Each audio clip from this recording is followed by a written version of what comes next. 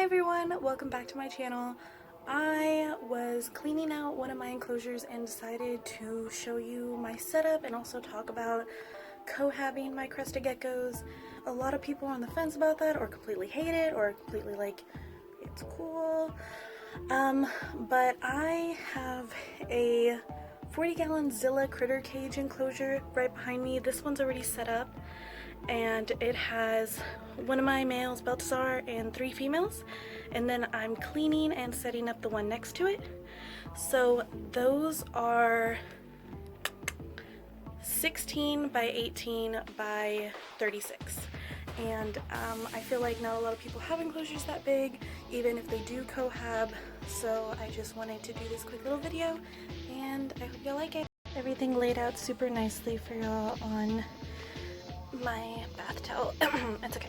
So what I have are about 6 beading ledges. There's the 4 plastic ones. These are from Walmart. I really like them. They're super inexpensive. They're like 3 something, and if y'all have a lot of geckos or just don't want to buy fancy ledges, something that I really find necessary when you're cohabbing is having multiple hiding places and multiple beading locations, just so that territorialness and bullying doesn't really happen. So the next things we have are foliage. We have this large Exoterra plant thingy, and then this is I think the small Exoterra. This one is from Pangea. I really like it. And then I have just some from Hobby Lobby. They're just pieces. And then I have these awesome suction cup ledges. So they suction cup, and then they have this little part here that like makes it extra sturdy, which I love. So I have 2 of these caves that have removable lids. I have a broken branch, and then I got this aquarium castle. I like to have heavier things at the base of my enclosures, and I'll show you why in just a second. But now let's get on to the setup. Okay, so like I said, this is a 40-gallon critter cage by Zilla. So it's 16 by 18 by 36. I really like it because it's just huge, and that the whole front of it is just a mesh screen. So if I'm in a hurry or anything, I can just easily just spray the whole thing down, either in the mornings or the night. But I really like it, and I have right here the things I use to clean with. So I use the, I don't know if I'm saying it right, Lucas Super Scrub. I like it because it's an organic cleaner, and it has this little scrubby thing, because some crested gecko poops are just like impossible to wipe off with just paper towels. So I use that one, and then I also use Wipeout, which is really great for the wet marks, they're not water spots. So I use this one as well, and here's that one. Let me get the other one. Okay. So let me just try and place these somewhere. This one I got brand new.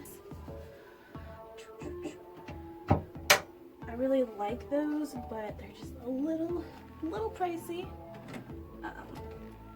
So I try to like mix them up. And this ledge is from Strudels, right? They have a page on Etsy. I will link it down below because I really enjoy their ledges. They have one like this, but it comes out a little farther, so the crested geckos can actually like sit in it, which I should have gotten, but I love that ledge regardless. Let's see what else I should put here. No,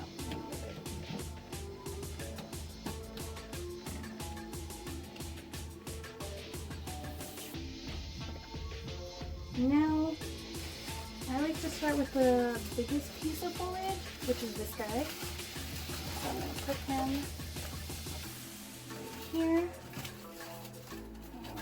Down here a bit.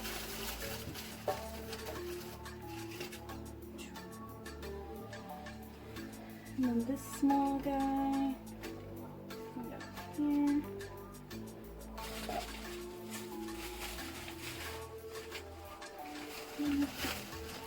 And then this pretty one.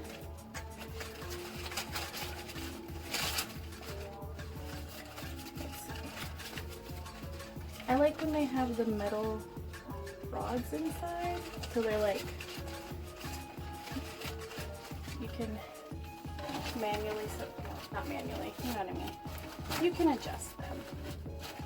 So I'm actually going to change the spot of this ledge and put it a little closer down right here. Okay. And then this piece. I'm going to go right here.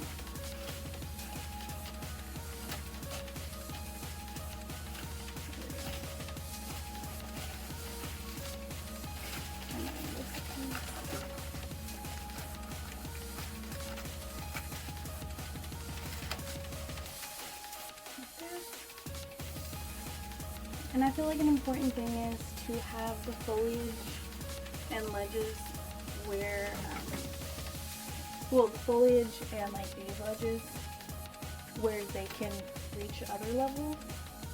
I feel like that's really important. Then we got these guys.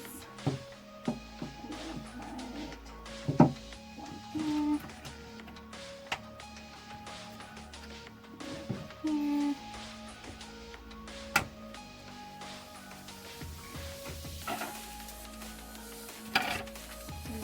Here. The broken branch is going to go right up here.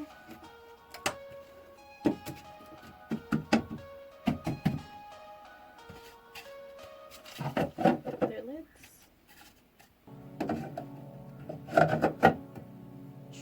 And then the reason why I like heavy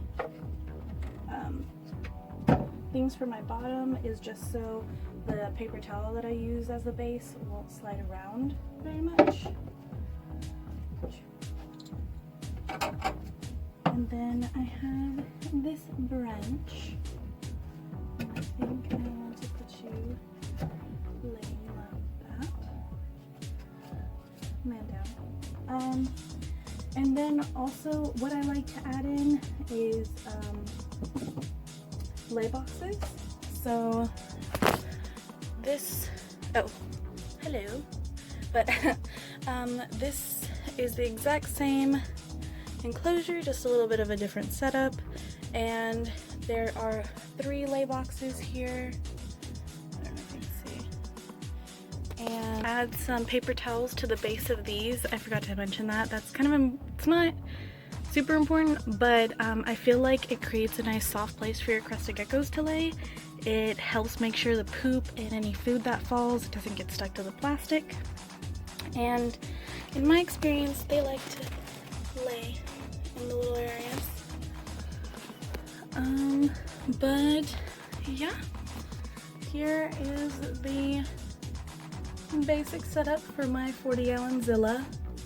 And like I said, I might add 1 or 2 more 6-foot vines, but I really like how it turned out. And I usually use this for breeding enclosures, but I'm actually just going to move 3 of my females in here. A few things that I like to say is, even though I do cohab, I do check on my crested geckos daily to make sure there's no nips or there's any bullying going on. If I'm not at work, I'm usually at home. So I definitely keep a close eye on that.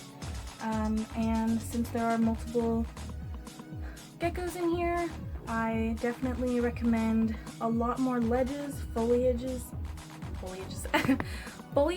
and lay boxes than you would normally use.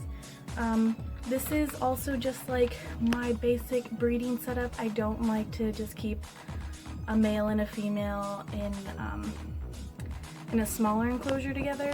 I feel like if they don't want to, you know, have their little play date, one of them can, you know, run away, and that way I feel like not one female is being overworked.